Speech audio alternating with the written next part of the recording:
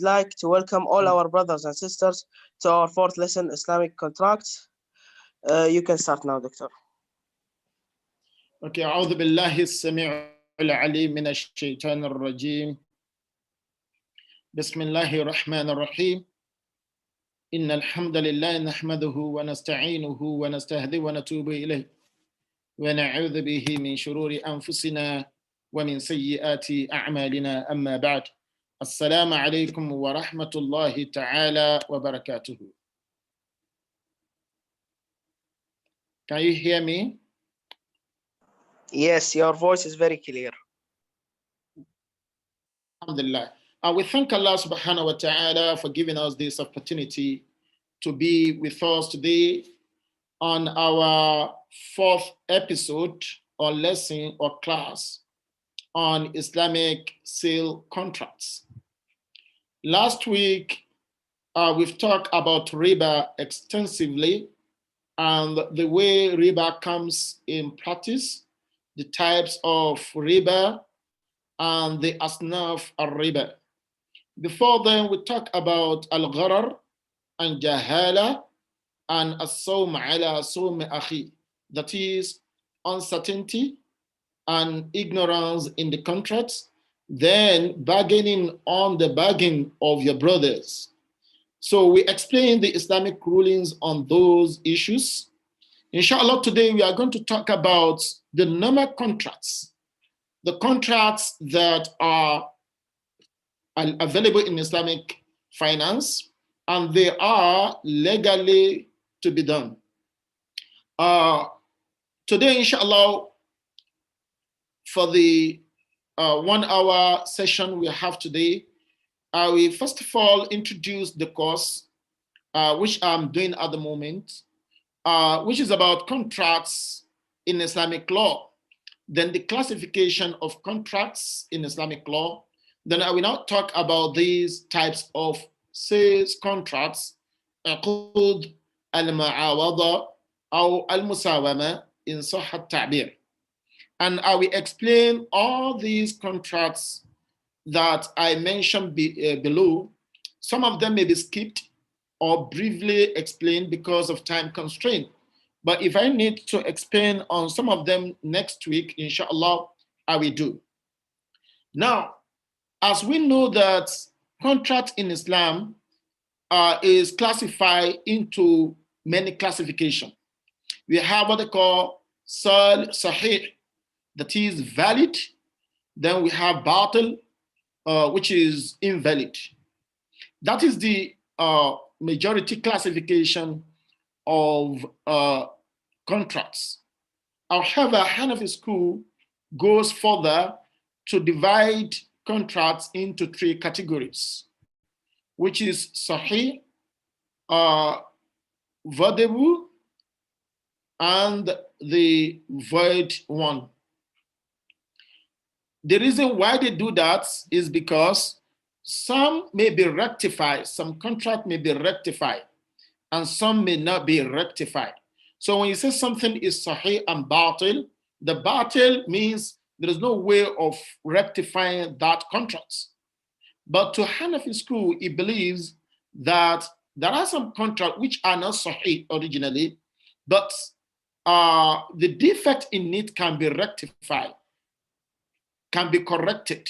And that is why they classify contracts into 3 categories, as we've seen. The other one, the category that we are going to talk about today is commutative and non-commutative contracts. That is, al-uqud al-ma'awadat wa ghir al-ma'awadat.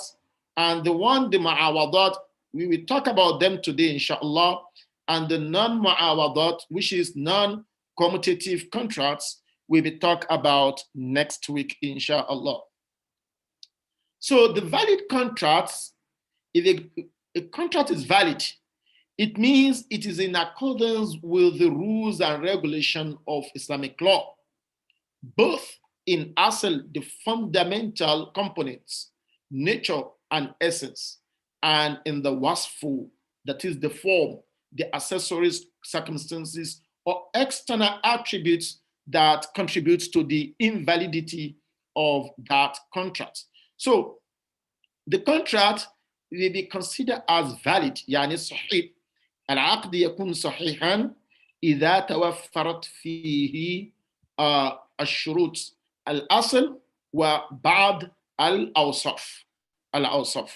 So a contract is deemed valid when all elements of the contracts, that is the form or offer and acceptance, as we've said in the beginning of these lectures, and also the subject matter, the thing, the property that we want to sell, it is valid. That is, it is not khinzir, it is not najasat. And the contracting parties are sound, aqil, baligh, they have all the shuruts. So these three elements of the contract are present in that contract and they are valid. That is, توفرت شروط هذه الأوصاف أو هذه الأشياء في العقد. So the form must be there, the subject matter must be sound, the contracting party must be established. So if these are there, then we call the contract sahih, valid. So in other words, if anything is missing in the contracts, among the three things we mentioned now, then that contract will not be valid. For instance, if the contract is, the subject matter of the contract is not sahih, that is najasat, then that contract will be invalid. You cannot sell pork, you cannot sell alcohol, or to engage in gambling.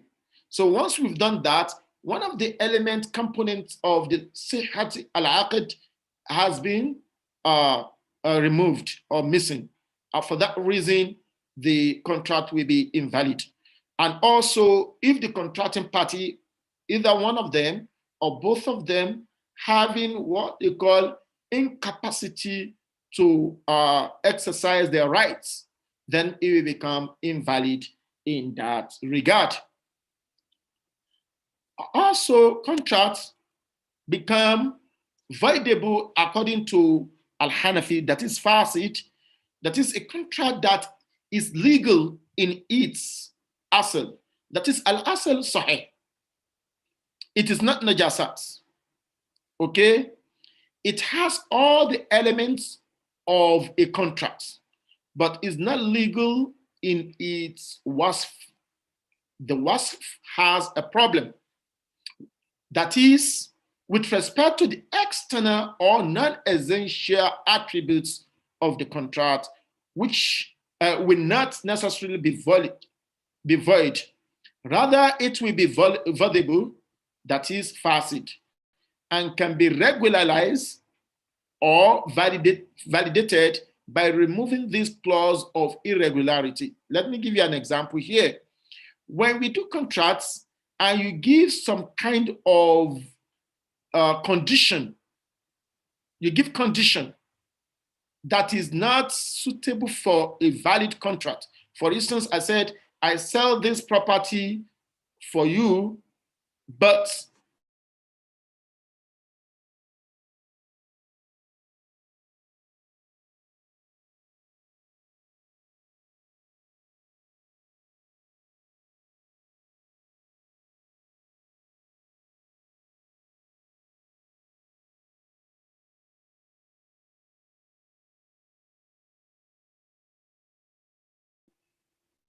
hello? Can you hear me now? Yes, yes, your voice is clear. But the slide is not there anymore.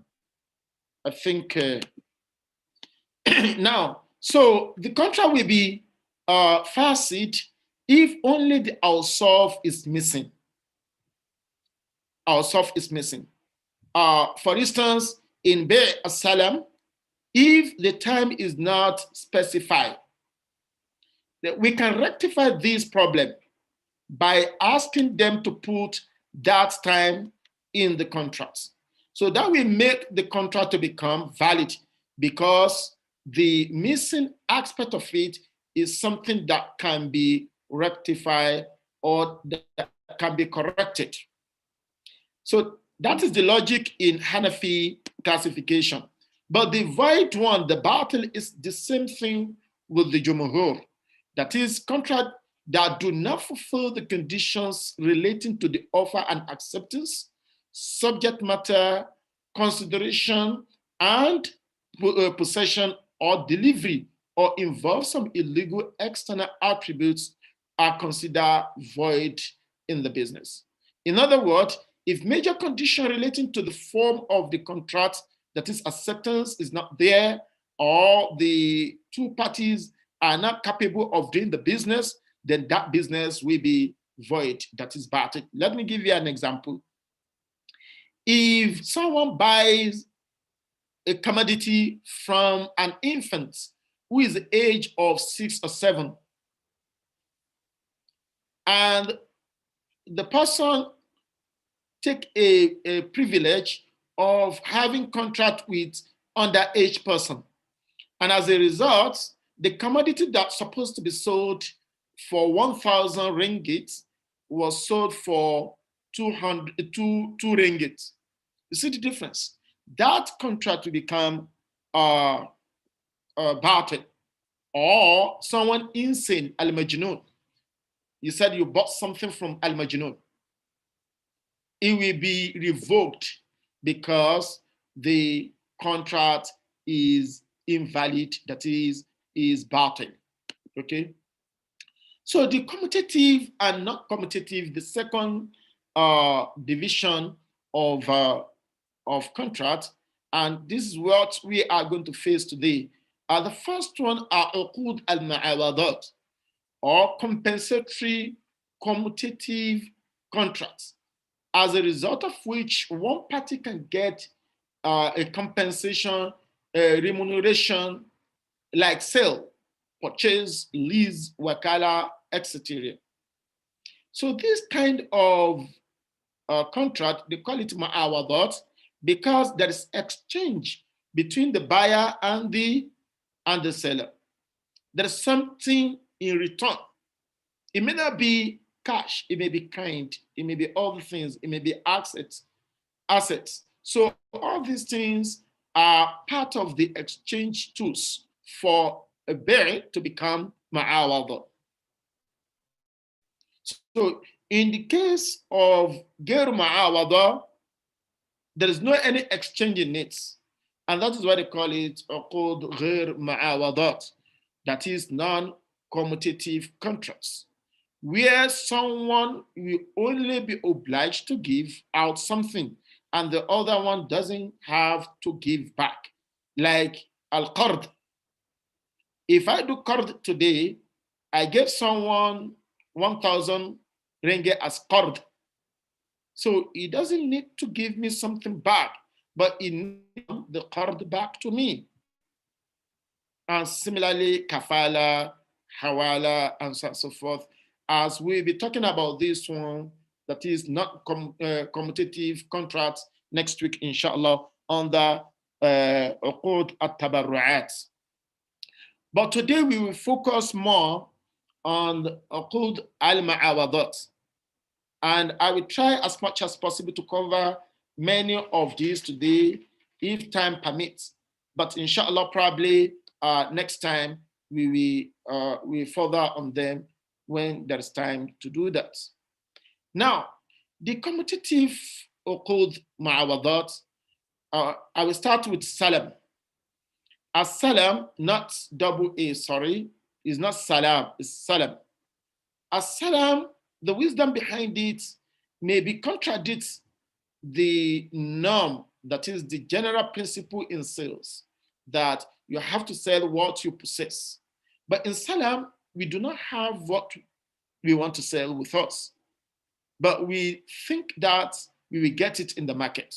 So, but the wisdom of the permissibility of these kind of sales lies in the fact that Salam facilitates a type of financing for people in need. So you want to do, you want to buy commodity of 1 million, and you only have 1,000 with you. And that commodity, people need it. So you can collect the money and you you sell it to them. So this is Salam. It complies with the needs of farmers and merchants who need working capital for their business. Okay, so that is the reason why Bay'us Salam is approved, because it is some difficulties of many business people. So without it, people will be in hardship. The business people will be in hardship. They may not be able to get that commodity. And those who have cash, we take advantage of that. And the issue of riba will be popular. That is, people will go for qard that brings riba, interest in it. And that is why the Prophet ﷺ looks into this issue and he approves what they call Bay as-Salam. Now, as-Salam is from, they call it sometimes Bay as-Salaf or Bay al-Mufalisa min al-Fulus. Is a sense whereby the seller undertakes to supply some specific goods to the buyer at a future date in exchange for an advance price fully paid or on spot. So Salam works like this. The money will be collected by the seller, but the commodity will be delivered later. So as a matter of principle, as we know, as I said, that the Prophet has said, do not sell what do you not have. That is, what do you not have, you don't sell it. La tabi'u ma laysa indak. So, but this Salam, you do not have it, but the money is too huge. You cannot have that capital. You need support. If you were to buy it, maybe you will run into billions. Then in that case, the Prophet ﷺ encouraged people to involve in Salam as exemption. Not only this, it is also allowed in istisna, which we will talk about later. So the practice of Salam is legalized as an exemption, and therefore there could be no any analogy in it. That is, la yuqasu alayhi. You cannot do qiyas on the Salam, or you cannot say, okay, when Salam is approved during the time of the Prophet, then there are other practices today which can be compared with Salam, and we can say it is legalized. The Muslim scholar said, we do not do qiyas on something lam yakun ala al-asl. Okay, that is only the istisna, because istisna is also the same thing with Salam in some ways, but there are some differences between istisna and as-Salam. So Salam or Salaf is defined as the sale or purchase of a deferred item in exchange for an immediate price. So that price will be given partially or wholly. That is, they can pay the money in full, or you can pay it in installment for the seller. So once it brings the commodity, then definitely you have to pay the whole money to the seller. But there are some rules and regulations guiding the validity of Salam. First, in Salam contract, the price is paid in cash, but the supply of the purchased goods is deferred. So the forward buyer is called Rabbus Salam, and the forward seller is Al-Musallam Ilayhi. Then the cash price is Ra'sul Mal, and the purchase commodity is called Al-Musallam Fihi. So in Bay'us Salam, the vendor has no title over the sale object, but undertakes to make it available to the purchaser. So you do not have it with you. You may get there and you don't get it. That is why in the shurut, in the condition of Salam, it is expected that you can get similar thing, even if you don't get the actual commodity you wanted to buy, you can get something similar to that, which will be okay to the buyer. So Salam cannot be effected in respect of things which must be delivered on the spot, like al-mal will mal. So you cannot do salam in currency, and you cannot do it in the wheat with wheat, as hadith of the Prophet ﷺ has said that these kind of commodities are ribawiya. You cannot exchange it in differ. So it must be on spot. Money for money must be on spot. Wheat for wheat must be on spot. Date with date must be on spot. Salt with salt must be on spot. Otherwise, it will become a riba. So salam cannot be applied for non-fungible goods. That is something that cannot be, you cannot exchange it with other things. It doesn't have similar item in the market. So for instance, like you want to sell car for people and you want to do salam with them, like a company wants 1,000 cars. They want to buy 1,000 cars from you, and they have the specification of it. Model 2020 with 4 doors, the air condition, this and that. So we know this kind of car in the market. We know how it is. So you have in mind that you have your dealer somewhere in America, and you say, okay, I want to do the contract of salam with you. Pay me money, either half or the full money of these 100 or 1,000 cars you want to buy. Okay, and you go. So when you get that to America, you couldn't find that car there in America. Then you can find it probably in Japan. You can find it in Malaysia. You can find it in another place. So that is what they mean by non-fungible good. That is something that cannot be changed with another thing. So if something is not changeable, you cannot get similar thing in the market, then you cannot run salam on it. Also, salam cannot be applied for the specified existing good. So a house that has been in existence, so you cannot do salam on it, but you need to just sell it. You need to sell it. So you will do sales musawama on that, rather than to do what they call a salam on it, because you cannot run from something that is easy to be done to something that could have some kind of issue in the future. So commodity must be commonly available under normal circumstances at the place where it should be on the delivery day, so that the commodity will be accessible to the seller in order to discharge his obligation by delivering it to the buyer. So you must make sure that this commodity can be found somewhere in the world. And even if it is not in existence, it can be quickly manufactured for you so that you can deliver it to the buyer. Likewise, the agriculture, like dates. So you may sell the dates of 1,000 tons, but when you get to the farm, you couldn't find it in the farm of Mr. A. So you go to farm Mr. B, or farm Mr. C, or farm Mr. D, and so on and so forth. So in other words, the commodity should be accessible and deliverable before you can run the salam contract.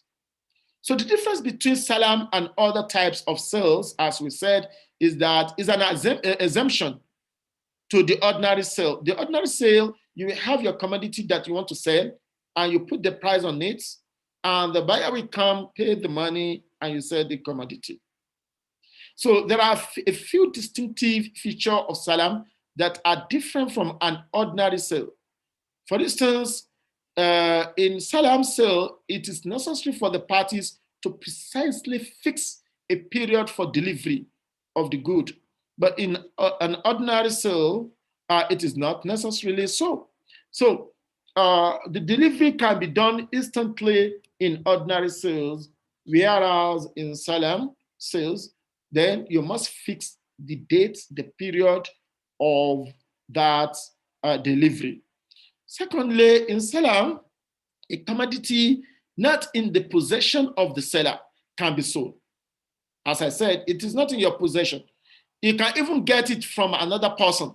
Okay, you can see your co-sellers and you gather all these commodity from the co-sellers of the same thing and you sell it to you deliver it to the buyer. Okay. However, in ordinary sales, the seller cannot sell what it does not have. So that is why some shurut of salam is quite hard sometimes, and the seller must be very sure of what he's doing because it has some consequence that we will talk about. So another condition is that the commodities are confined only to the goods which cannot be precisely determined in terms of quality and quantity. However, everything that can be owned is sellable in an ordinary sales. So in ordinary sales, anything can be sellable and owned by the person, so can be sold. But in the seller, the commodities are confined only to the goods which can be precisely determined in terms of quality and quantity.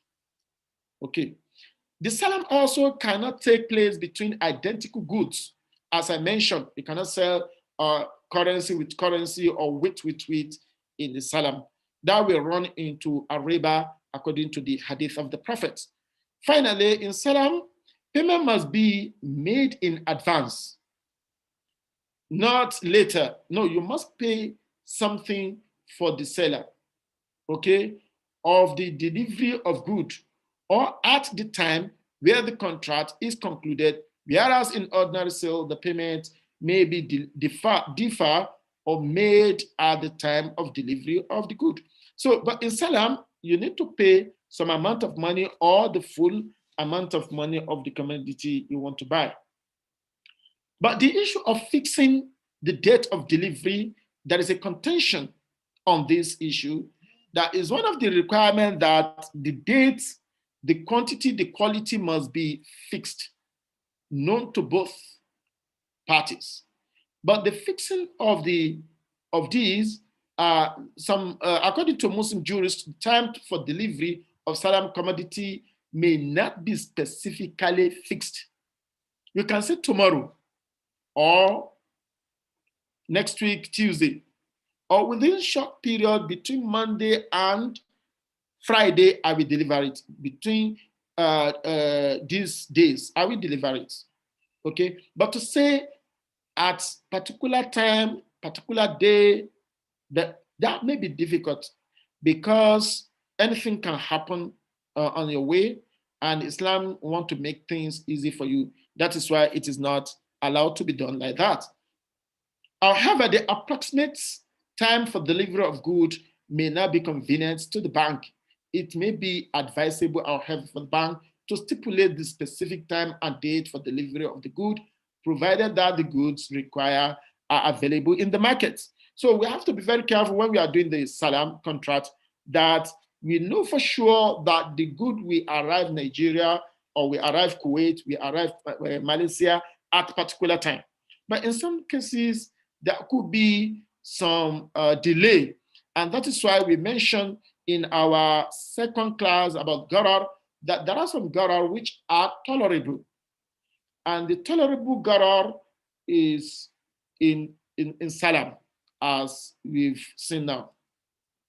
Revocation of the sale of salam also is allowed to revoke the contract before the delivery of the commodity, before the delivery.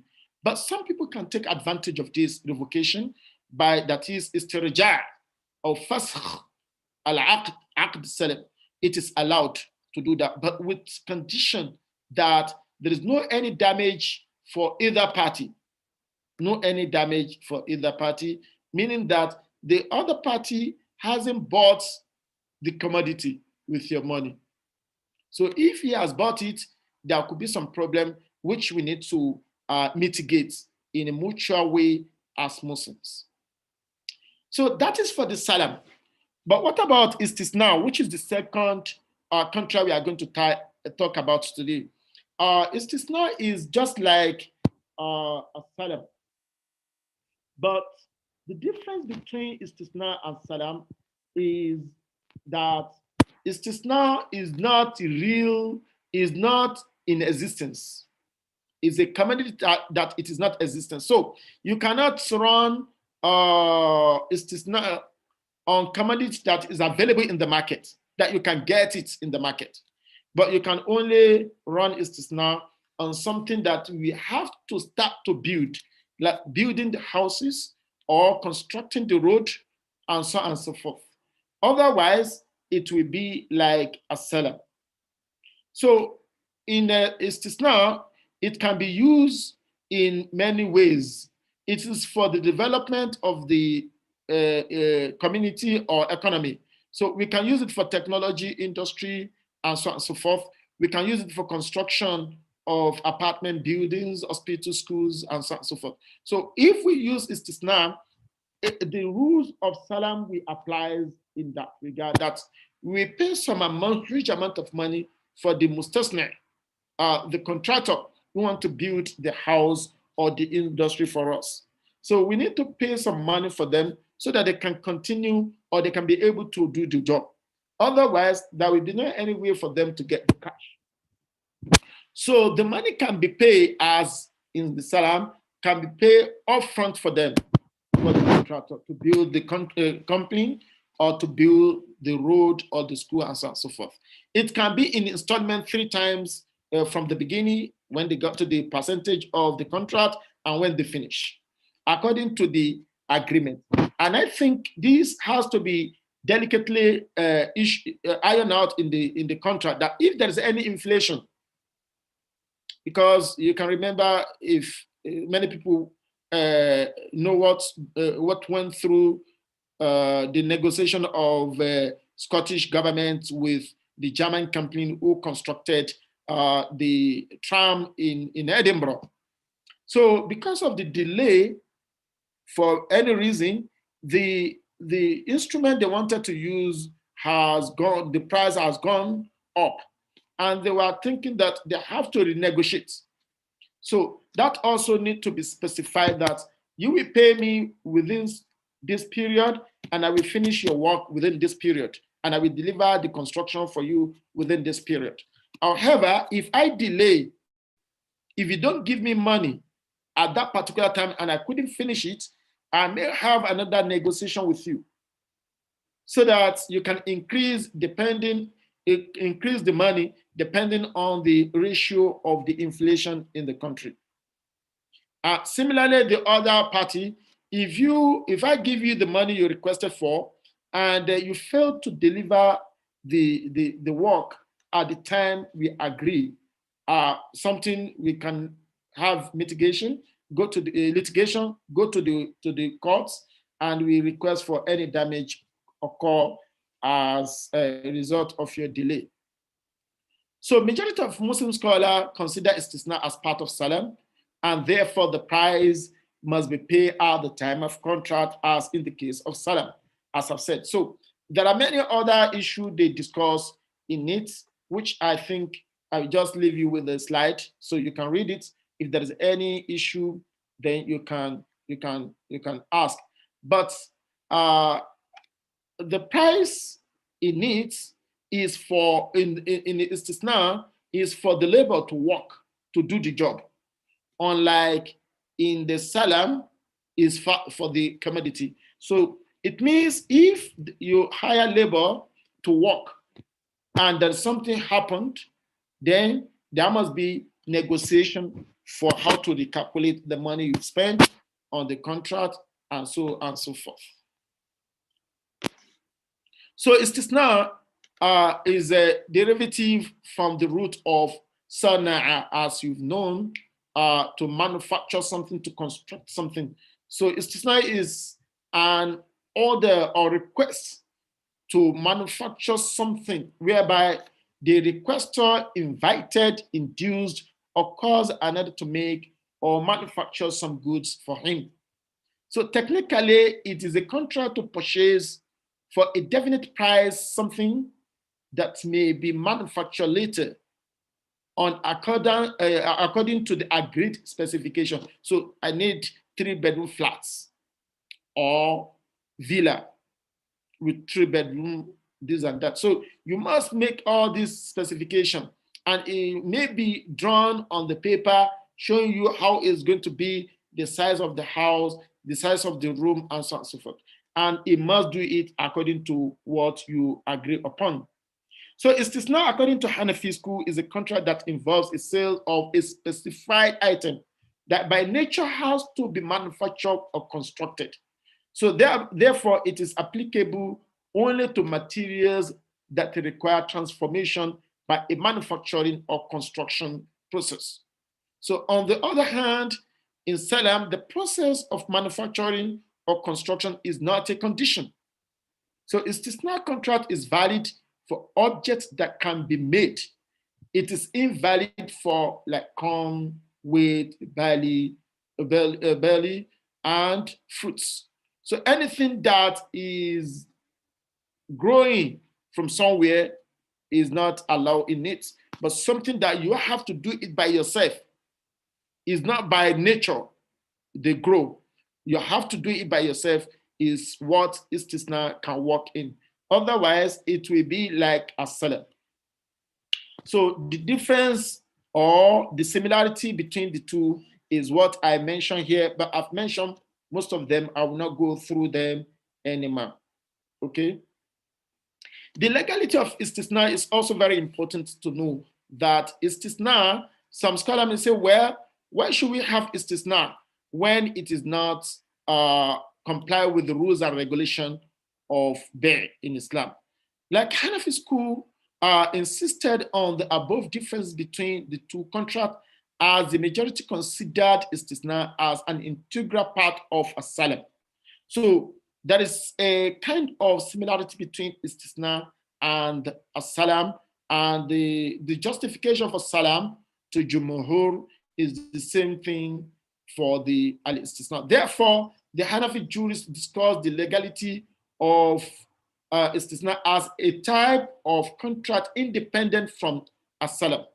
They supported the legality of istisna with some evidence like this. They invoke that the Prophet, according to Al-Bukhari and Muslim, that the Prophet requested a ring and a mimbar, a platform to be manufactured for him. And that could be considered as istisna. So there are other justification on it. Ijma also is constituted on it, that there is ijma, that is consensus of Muslim scholar on the validity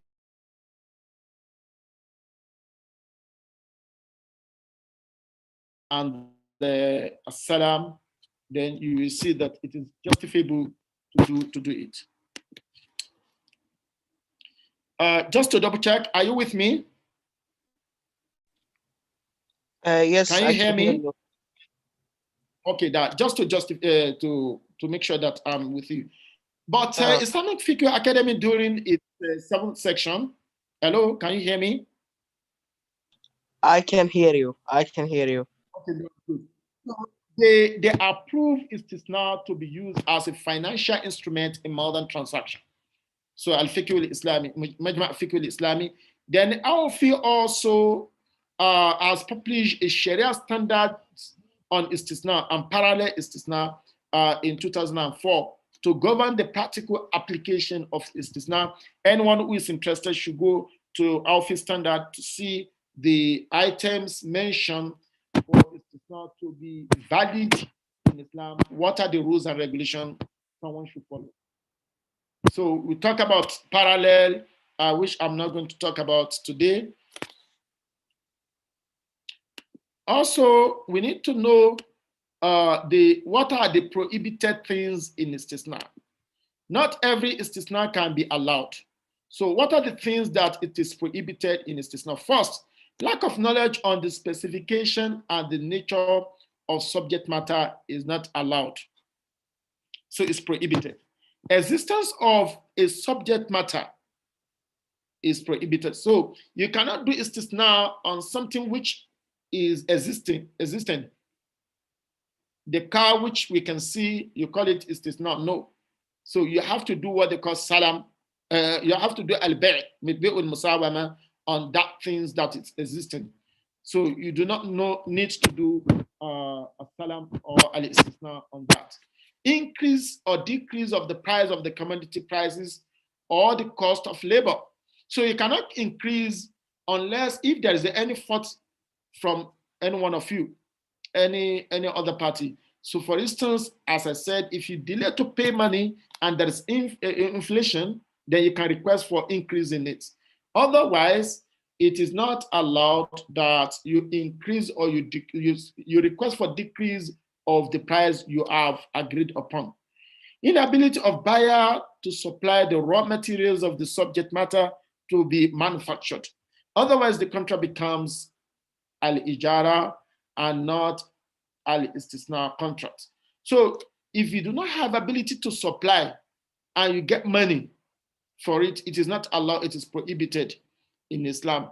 And you need to return the money back. If you are asked to do something istisna and you get the money and you know that you cannot deliver it, but you use the money, that will become a kind of haram involving in something haram, which is not allowed.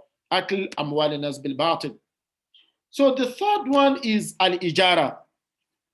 Ijara in a simple way is that I rent something or I lease something for someone. In its technical sense, however, the term ijara is used with two different connotations. In the first connotation, it means to employ the service of a person on wages given to him. As we do in the school, we are being employed or for a company to employ you. So that is ijara. They employ your service. So in that manner, you are mustajar. Okay? And the person who employ you be mustajir. Mustajir, and you be called mustajar. So this type of ijara include any transaction where the service of a person are hired by someone else. It may be a doctor, a lawyer, teacher, laborer, or any other person who can render some valuable services. Okay, so in that case, we can call it ijara.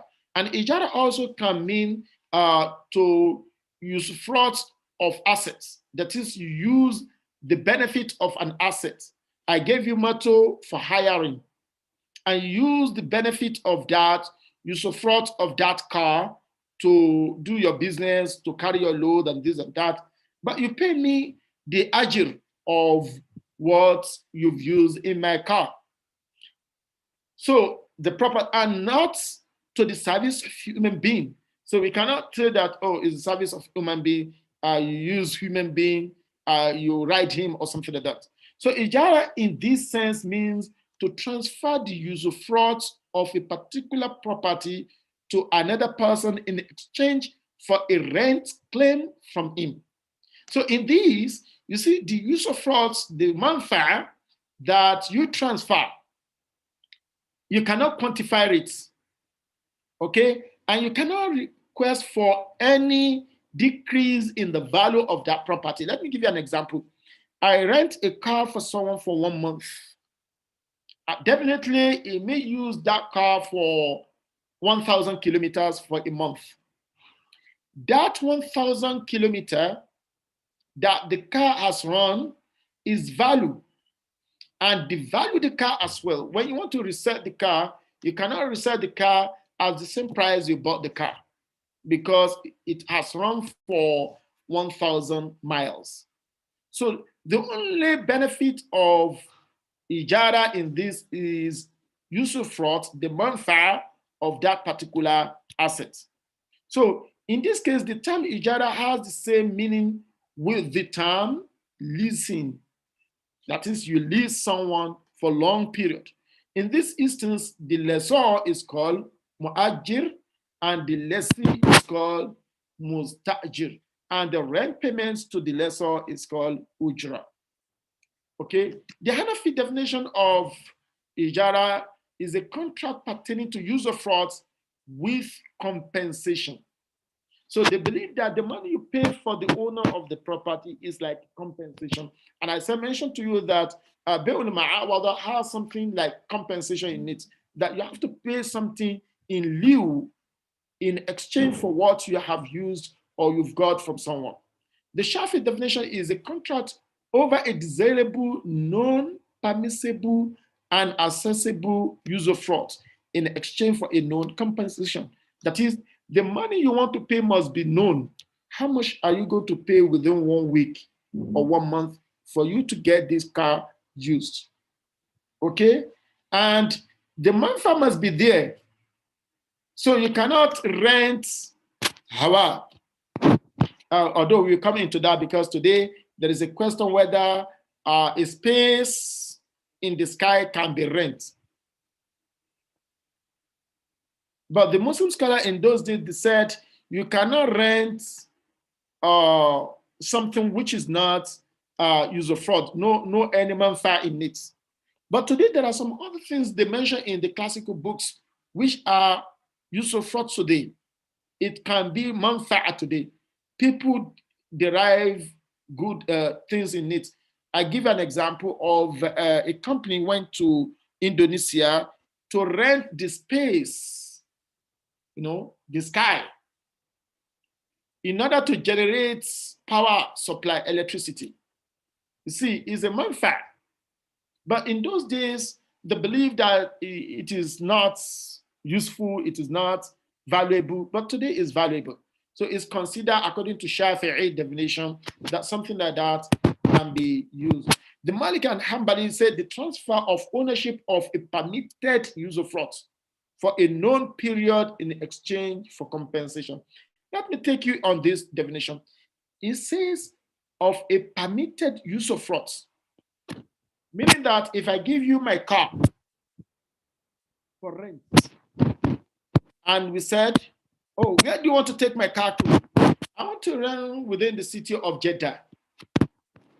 And I rent it to you for 1,000 for 1 week. But eventually you took my car to Riyadh. You took it to Medina.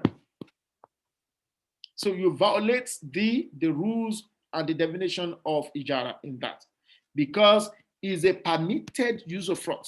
But others, they didn't put permitted in it, meaning that if I rent something, I should have absolute rights to use it to any length I want, in as much as I didn't do deliberate damage to it.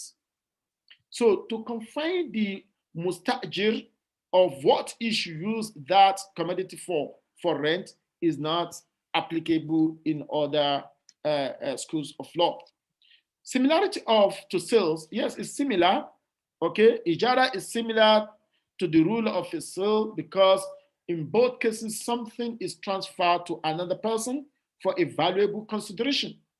But the only difference between Ijarah and sales, the normal sales, is that in the latter, that is in the sale, the corpus of the property is transferred to the purchaser.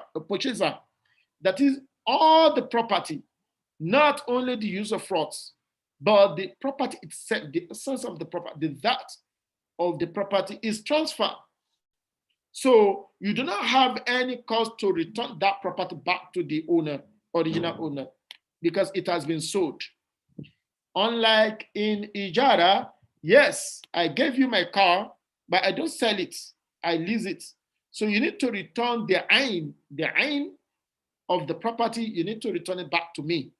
And that's the main difference between al-bay' and al-ijara. Okay?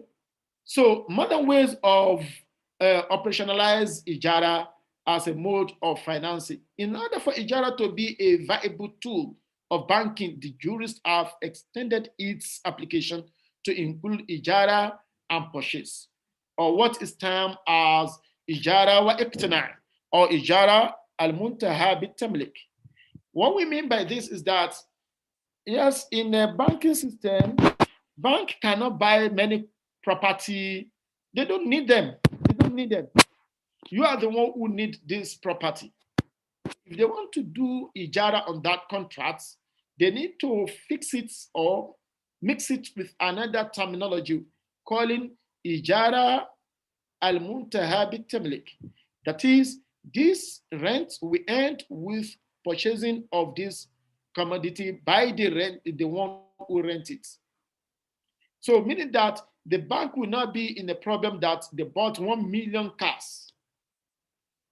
And after you rent it, they don't know where to store it. But if they make it as Ijarah al-Muntahab al-Tamlik or Ijarah wa Iqtina, yes, they can sell it to the one who rent it. After he used it for 10 years or 5 years or 3 years, they will have agreement that if you use it for 5 years, you will be paid some amount of money for purchasing it at the end of 5 years. So when you rent it, at the same time you buy it at the end of 5 years. And sometimes, because there are issues in this, similar to al-bay'atan fi bay' wahid, they say, okay, once you finish, we will give it to you at a symbolic price, not the market price. They will not sell it with market price. They will sell it to you in a very symbolic way. So either of the two, it is allowed to do that from the scholar perspective. Lease purchasing, financing, or hire purchase. So it is a combination of leasing a movable or immovable property with guarantee the lessee an option of eventually acquiring the object of the lease by selling it with a minimal value. So as I said, so if you are doing the lease purchase, that is Ijarah wa Iqtina. So we will combine both together, and we have intention that you are the one to buy it at the end of the contract. But the issue is that whether we are combining two contracts in one contract. So evidence is clear in the Holy Quran. We've seen when the two daughters of Shu'aib met Musa alayhi salam, and when they came back to their father, they requested that there could be a kind of marriage between the two. And Allah says, and intend to wed one of these two daughters of mine to you on condition that you serve me for 8 years. So that service is considered as Ijarah, as we mentioned in the first slide. And another verse in the Holy Quran, which says that if they give stock to the children for you, give them their due payment. So if it's like renting them to do particular job, which needs to be exchanged with some money. So hadith of the Prophet also is abundant in this, where the Prophet say, pay the hired worker his wages before his sweat dries off, and many other hadith that we cannot go through today because of time factor. There are conditions of Ijarah. So the two contracting party, which are the lessor or the owner of the asset, and the lessee or the party who benefit from the use of the assets, there must be offer and acceptance between the two, and the subject matter of the contract, which include the consideration, rent, and the benefits manfa from the use of the assets. So that must be that subject matter must be benefit for the one who want to rent it. Otherwise, there will be no any reason for me to rent something that doesn't have any benefit, because the money I paid is in lieu of the benefits I want to use. There are some salient features of Ijarah contracts. One of them is that the lessor must be the absolute owner of the rented item. So you cannot rent something that doesn't belong to you, or you are in charge of it. It is your son's property and you are taking care of it. So you can rent it on behalf of your children or someone who is legally under your custodian. The consideration given for rent and the amount of rent should be fully and precisely known to both parties. So I think there is a general problem there in this condition today, where someone will just go to the garage where they repair something, a car, and we give the car to the mechanic, the one who will repair it. But they will not agree on certain amount of money. And once it finish, it's like a service. And it says, give me 100 dinar. 100 dinar? No, no, no, no, no, no. I won't give 100 dinar. It is 10 dinar. And there will be fights. So that is why when you want to do Ijar, there must be a price fixed and explained for the both parties to know what will come from these agreements. In a contract of hire, it is necessary to make known the use of the item hire, so to avoid later dispute between the contracting party. As I said, you must tell him that, no, you cannot take my car beyond this city. It is not for other city. So if he takes your car, the rented car, to another place, you have absolute rights to charge him extra, or even to take him to the court for that if there is any damage, or if there is a broken in the car, he has responsibility to take care of it because he has used it in a way that violates the rules and regulation, the condition of our agreement. In all kinds of Ijarah, the period of lease must be fixed and the purpose for which it is rented should be specified. Don't use my car to carry any rubbish. Don't take my car to carry this and that. Okay, you can specify. And also the price, how much I want to take every week, must be fixed. Then when he should return it back. So if you say 3 days, it means 24 hours, 24 hours, 24 hours, meaning 36 hours. So after that 36 hours, he can return it back to you. But before that, he has no obligation to return it back to you. And if it goes beyond that 36 hours, you have right to charge him extra because he has violated the specified hours of the use of that commodity. So there are other salients salient features which I will not go through, but I will want you to go through and we will talk about that if there is any question next week, because next week it will be very concise and very little to be explained on the Uqud at-Tabarru'at. So we have plenty of time to talk about other things. What are the lessors and lessees obligation in the Ijarah contract? So both of us have obligation. So the lessor, that is al-mu'ajjir, must ensure that the leased asset is available and utilizable. It is not something spoiled. It shouldn't take money for something is not available. Guarantee in respect of defects. If there is any defects in the car, the hire of the car couldn't use it for the purpose, then he must guarantee that he will return the money back. Major maintenance of the leased asset should be borne by the lessor, that is the one who rent it out. But the lessee also has what they call obligation, that the operating maintenance, which is required as a result of using the lessee and the leased asset, and is essential in order to ensure its continuous utilization. Now you rent a car, you need petrol, you need some other things to enjoy the car. So that is why today, when you rent a car, it will be your responsibility to fuel it, to put petrol in it.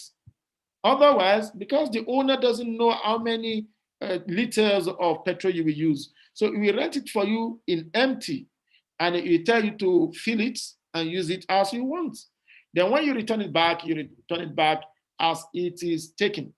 So periodical maintenance is very important, like the house.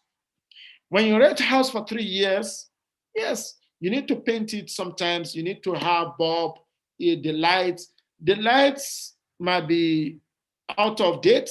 Then you need to change it, and so on and so forth. So all this maintenance, the petty maintenance, is the obligation of the lessee.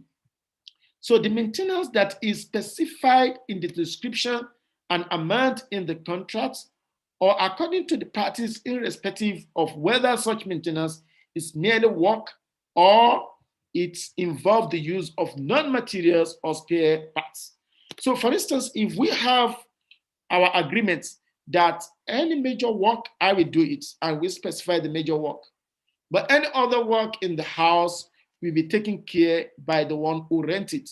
So that will be your job, and you have to take that responsibility.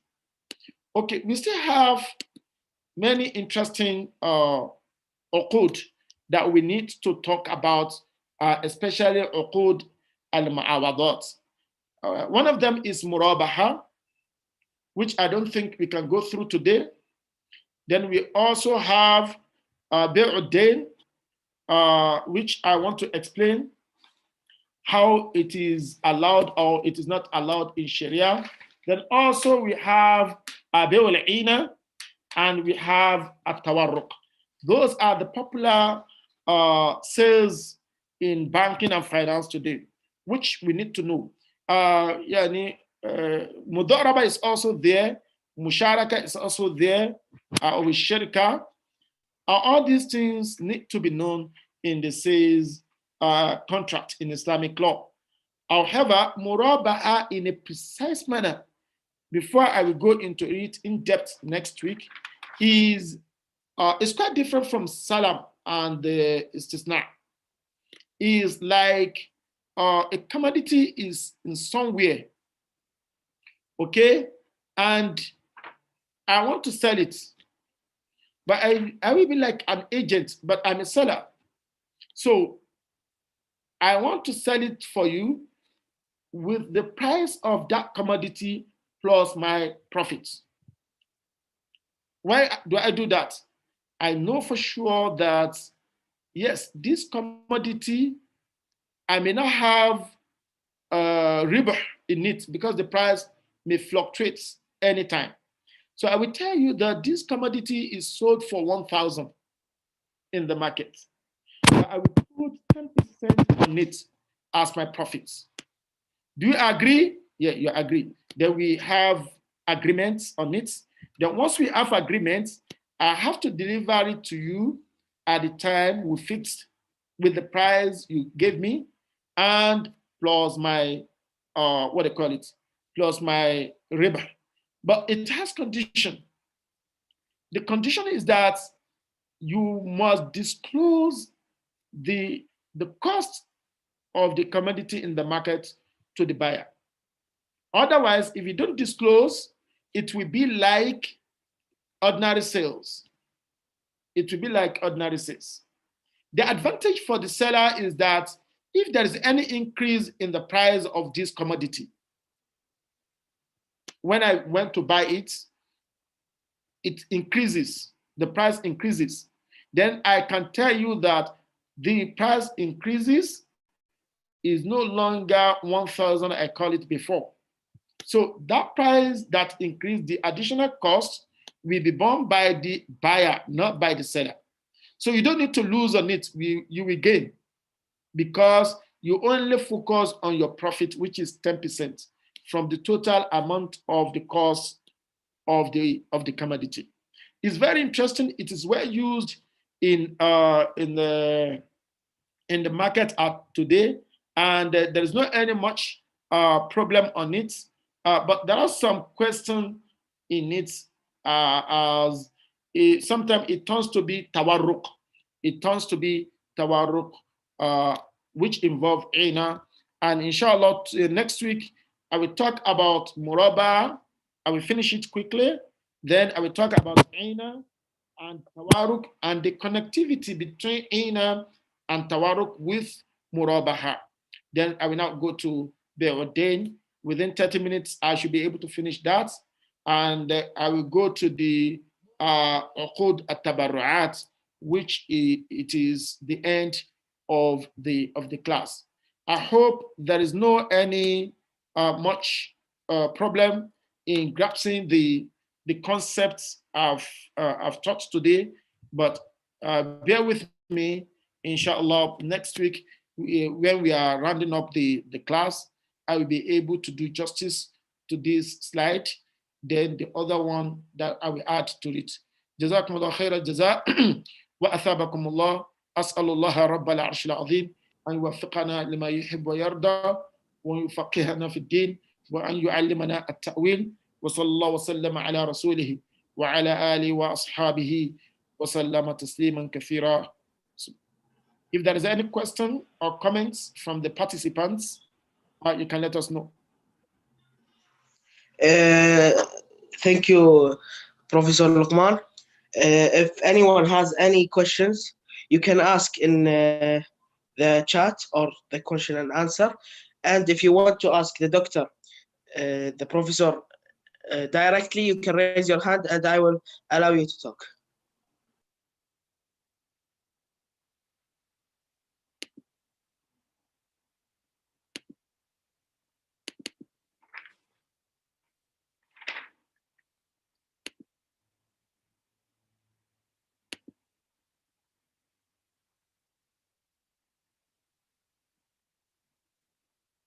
Hello, any question?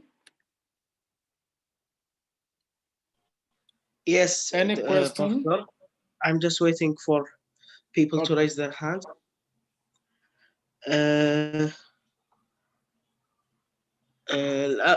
Brother Ammar Ghadri.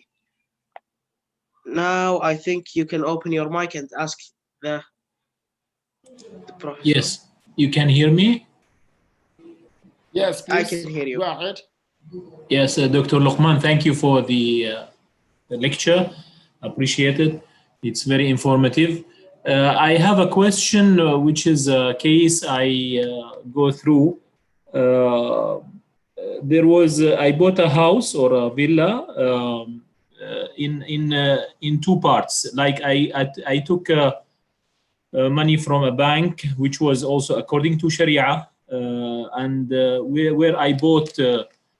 I took from them shares from a company. Like half of the amount I take from the bank.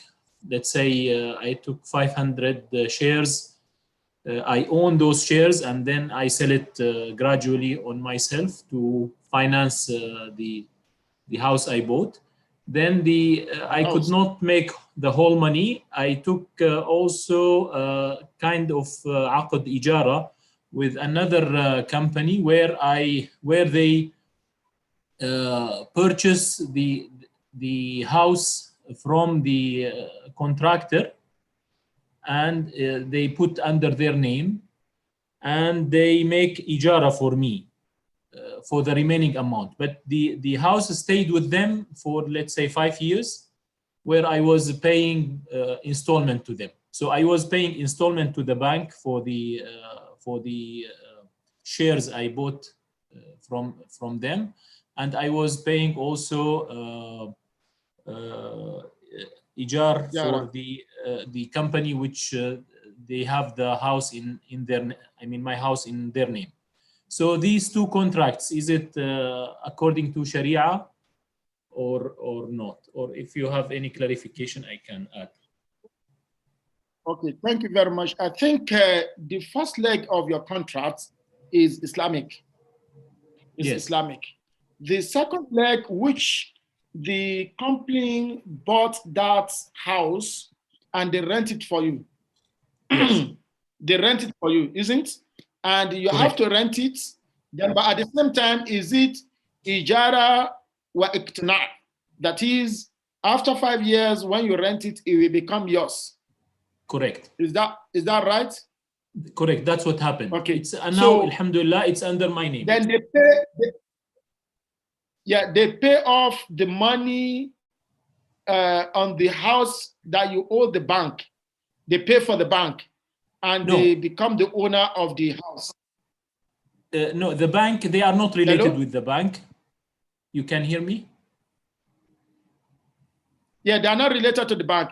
But how did they purchase the house? Did they give you the money? They purchased from the construction company. Okay, the same house you've bought before. It's the same house. Or different house.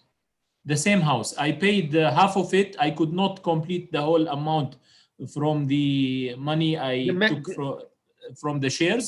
So they buy from the construction company. Like for example, it's a 1 million. 1 million. 500. I arranged. Yeah, I understand now. So what should happen? What should happen? What I want to know, what I want to say is that the second contract may not be good enough. Why? It's because you've bought the house before. Only you default to pay the bank. You couldn't pay the bank all the money. Now, what should happen is that the construction company, the other company should buy it from you. So once they buy it from you, for you to settle the bank or the construction company all the money so that the house will be yours. House will be for them because you are the owner of the house before. They should buy it from you, isn't it? No, let me clarify. There is let's say 3 parties involved here. There is the construction company, which is the owner of the house. Okay. Then me as the buyer, but I could not buy. So I took like 2 parts. One part from buying shares from the bank direct from between me and the bank. They are the shares are not related to the construction company nor to the Ijarah company. When I could not finish the whole amount, the remaining amount, let's say remaining half of it, 500,000, I go to this Ijarah company and they buy from the construction company. So I paid 500, remaining, for example, 500, they give me, they buy the house and they keep it with them under their name for 5 years till I finish their installments. Then they move it under my name. Yeah, I understand. I understand that they do that because the other company, the Ijarah company, they don't want to borrow you money and put interest in it. Correct. Is that not right? So they have to buy that house and rent it for you. But my question is that before they came in, before the Ijarah company came in, the house has been bought by you. No. You haven't bought it? No, because it was under construction still. Okay, that's good. So if that is the case, I want to be sure that they didn't do what they call asom ala som akhihi. No, they didn't. It is not allowed to. Yeah, if they don't do that, okay, you cannot buy it anymore. They just go and buy it, and they rent you, and you pay the rent, and there is agreement that you will buy it after some years, which you are going to do when the year lapses. That is okay. Okay, so until when we know the details of the contract, we can say there's something wrong, there's something not wrong. So the one I pinpoint now, it is very common in some contract that they will not buy it from the owner of the house. They will go and buy it from the person you default to pay. And that is not good because you are the owner of the house first. So if you want to sell it, you can sell it only if it has been confiscated by you, that it has been taken from you by the bank because of its that you didn't have money to pay. That did not happen. That didn't happen. Then I think it's okay because we are still on the initial negotiation. And for them to go and buy it from the company or the construction company, it is okay. And rent it for you, then you pay it and you buy it later. And we classify that under the Al-Ijarah, Al-Muntaha Bit-Tamlik, or Al-Ijarah wa Iqtina'. But the problem is that whether there are 2 contracts in one contract on Ijarah wal Iqtina', there are some contention among the scholars. Some say it is allowed, some said it is not allowed. But for the ease of life for people, I think it's okay to do if there is no ilizam. If there is no ilizam, that is binding you that you must buy it at the end of it. So if you opt out that, oh, I don't want to buy it anymore, after 5 years, yes, you are allowed to do that. You are allowed to do that. But if you want to buy it after 5 years, then you are also, it should be optional. It shouldn't be conditional for the first contract. Wallahu ta'ala alam. Jazakallah khairan. Doctor, for the first part, which is buying shares and own it and sell it, is it also no problem for that? Yeah, no problem for buying share and sell it. But the only problem is when we come to tawarruq and bay'ul ina. So there could be a practice of ina and tawarruq in buying share and sell it. If you sell it back to the owner of the share. No. You get what I'm saying? It's another company. So, no, but if you sell it to any other person, it will be allowed. But if you sell it back to the owner, they can buy it in a very cheap money, and they have taken a huge amount of money from you before. And that will cause a bay'ul ina or bay'ul tawarruq, which is not allowed from Sharia point of view. Wallahu ta'ala a'lam. Jazakallah khair. Na'am. Wa iyyakum. I don't think there is any other questions. Thank you, Dr. Luqman, for your effort. Thanks for all our my brothers and sisters who are attendees. See you, inshallah, next week with our next lecture, inshallah. Thank you very much. Brother Abdulaziz. Naam, Hello. I think next week is the end of the class, isn't it? Can you repeat? I think next week is the end of the classes. Is that true? You can have another one contact with Brother Abdul Latif, and he will, inshallah, give you all. So I just want the participant to know that we have a very good time next week to explain in depth and to round up the class. But inshallah, we meet on Tuesday next week, inshallah. Inshallah. سبحانك اللهم وبحمدك أشهد أن لا إله إلا أنت أستغفرك وأتوب إليك سبحان ربك رب العزة عما يصفون وسلام على المرسلين والحمد لله رب العالمين.